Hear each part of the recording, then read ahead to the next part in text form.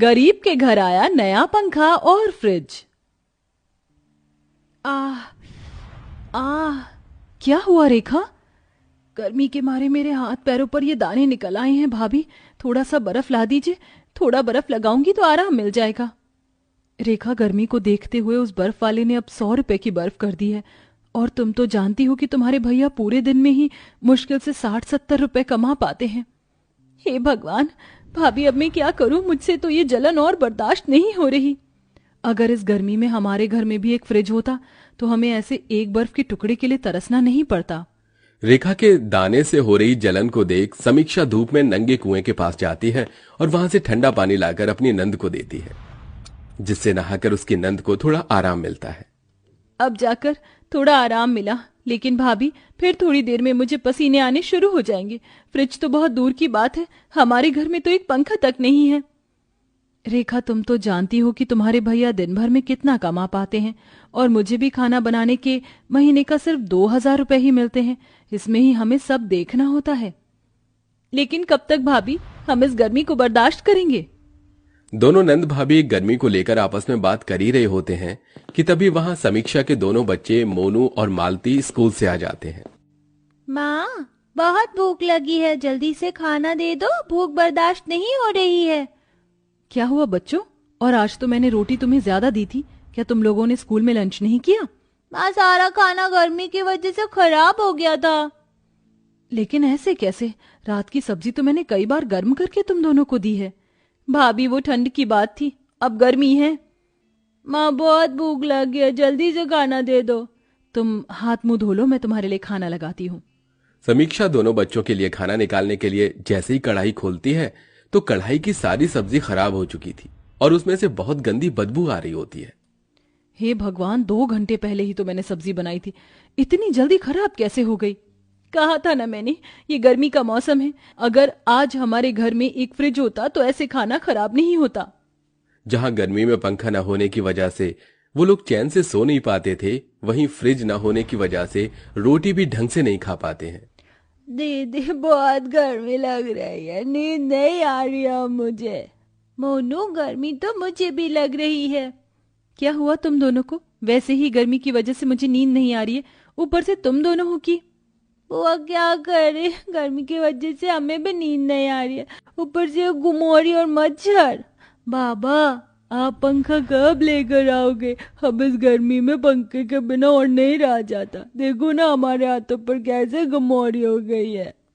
मोनू बेटा, जब बाबा के पास पैसे आ जाएंगे तो वो जरूर पंखा लेकर आएंगे। अपने दोनों बच्चों को गर्मी से इस कदर परेशान होता देख समीक्षा रात भर अपने दोनों बच्चों को पंखा करती रहती है।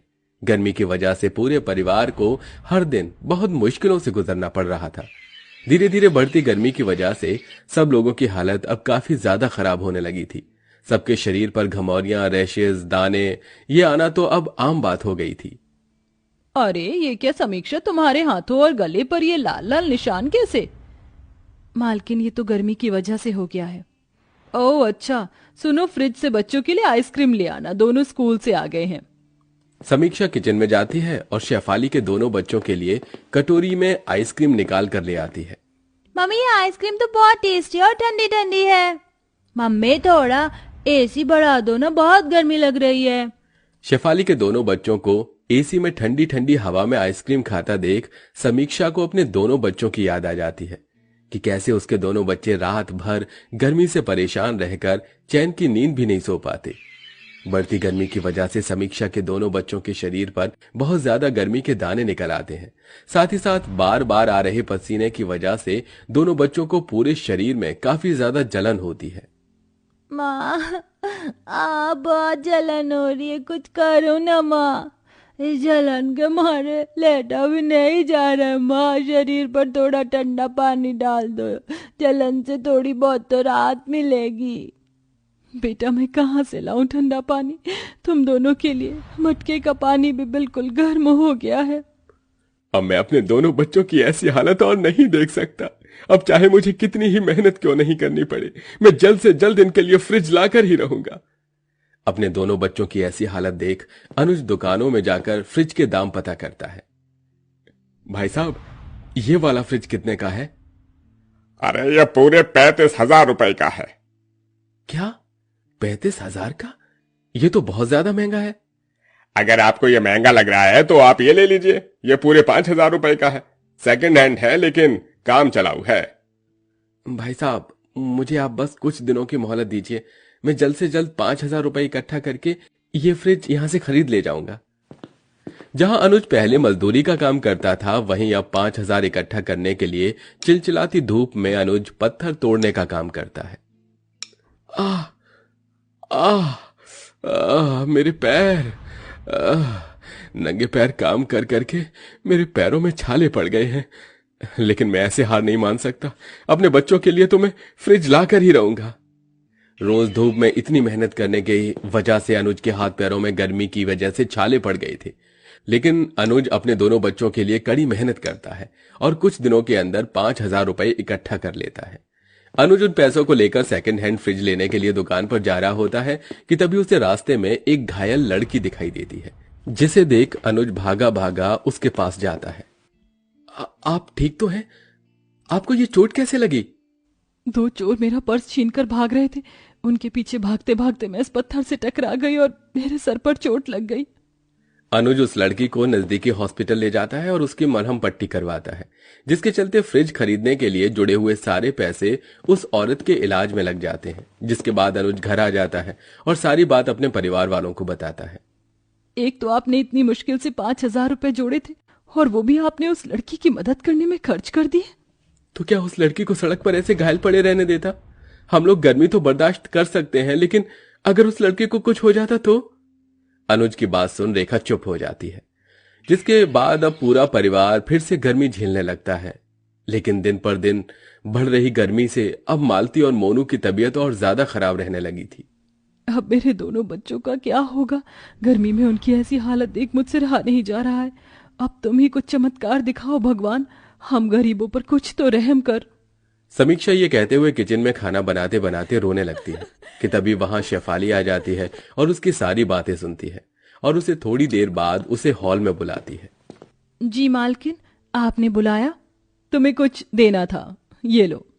ये तो वो मैंने दरअसल तुम्हारी सारी बातें सुन ली थी जब तुम किचन में रो रही थी। तुम्हारी तरह मैं भी एक माँ हूँ और एक माँ ही दूसरी माँ का दर्द समझ सकती है, और तुम्हारी ऐसी हालत मुझसे देखी नहीं गई, इसलिए मैं तुम्हें पंखा दे रही हूँ तुम्हारे बच्चों के लिए। मेरी तरफ से ये एक तोहफा है।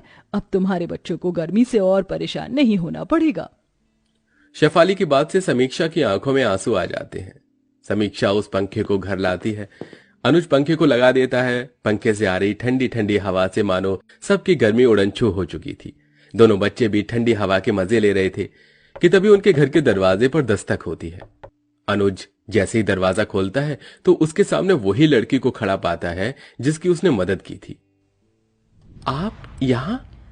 जी, वो मैंने अस्पताल के आसपास लोगों से पूछकर बड़ी मुश्किल से आपके घर का पता ढूंढा है। उस दिन आप मुझसे बिना मिले ही चले गए थे और मैं आपका ठीक से शुक्रिया अदा भी नहीं कर पाई। मुझे पता चला जो पैसे आपने मेरे लिए खर्च किए वो पैसे से आप अपने परिवार के लिए फ्रिज लाने वाले थे। मुझे सुनकर बहुत बुरा लगा, इसलिए मैं आपको एक फ्रिज देना चाहती हूँ। मैंने तो बस आपकी मरहम पट्टी करवाई थी और आप उसके बदले मुझे फ्रिज दे रही हैं। मैं आपका एहसान कैसे चुकाऊंगा? इसमें एहसान वाली कोई बात नहीं है। आप धीरे धीरे करके इस फ्रिज के पैसों को किश्तों के तौर पर चुका देना। थोड़ी ही देर में दो आदमी एक बड़ा सा फ्रिज लेकर अनुज के घर पहुंचते हैं, जिसे देख उसके दोनों बच्चे बहुत खुश होते हैं।